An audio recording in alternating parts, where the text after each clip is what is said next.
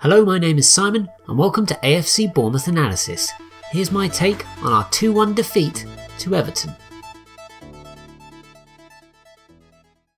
So yeah, in terms of positives, it was probably our best away performance of the season. I say probably, it was definitely our best away performance of the season. We may have lost, but for 75 minutes of the game I think we largely controlled it, as Eddie Howe said.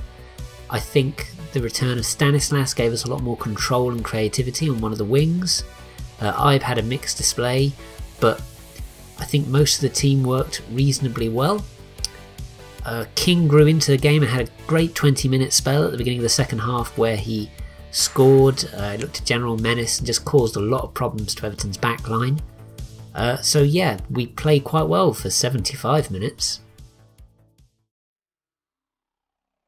So yeah, it was a shame that after the 75-minute mark we decided to completely bottle it and lose 2-1, which I can't quite emphasise enough how annoying it was, mainly because Everton were clearly there for the taking. They were very, very poor. We won't have a better chance to win at Goodison Park, I don't think, for years to come. I don't think. They were listless, they didn't have much creativity, they didn't have much speed up front. They kept changing it around without much success until, of course, Niasse came on and won them the game. But even then, I think it was purely down to us as to why we lost. I think the substitutions were nonsensical from Howe. King came off because of a knock, that's fine, but then he decided to bring on Steve Cook, put him in defence with Francis, and then put Nathan Ake in defensive midfield, which broke up the defensive partnership that had worked up to that point. Seemed to confuse the team. We lost all momentum because we looked quite dangerous on the break up to that point, and basically it was a huge, big, gaping signal for Everton to attack us, and attack us they did, and they scored 2 goals, pretty much with 2 attacks. They had another good chance after their second, where it was just hit just over. But yeah, we just lost all momentum because of substitutions. I don't think we were set up in the best possible way anyway, in terms of both formation or the team members selected.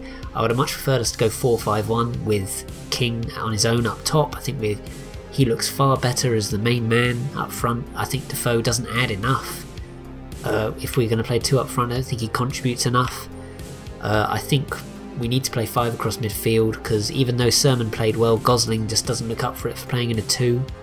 And I don't know what Lewis Cook has to do to get a game. It's turning into a mystery of epic proportions now. Yeah, the ugly, quite easy. Rooney's face, both before and after Francis accidentally elbowed him. Yeah, best moment, without doubt, Josh King's strike, where he crisply hit it into the bottom corner. It was a shame Defoe couldn't show the same composure for his chance he had a few minutes later, where he was one-on-one with Pickford and just hit it at his feet. But yeah, King's strike was good. That's 2 goals in 2 for him now, and it just shows he needs to be the main man up front. I don't know really what he has to do to get his old position back. So yeah, most importantly, I want to know what you think, and I've got 3 contributions from Twitter and Facebook, so thanks for that. And the first is from Brendan Guy on Twitter, and he said, "We were not ruthless enough. Should have put the game to bed long ago. Tactical change made sense, but changed the game and disrupted our flow." Yeah, it's pretty much what I said earlier. The changes in terms of substitutions made no sense. We need to stop changing games when we've got momentum or the control. Eddie Howe said we had control, so I don't know why he made substitutions for us to lose that control. It just doesn't make any sense. I understand wanting to be more defensive when Everton had equalised, but it was just the wrong move, the wrong players chosen to be changed. Next, David N. Yates, also on Twitter, said, "At least we played well, that's a start. P.S. I love Adam Smith." Yeah, I mean, the positive is that we did play well. That's probably our second best performance of the season. I know we beat Brighton, but let's face it, we were pretty poor for that game.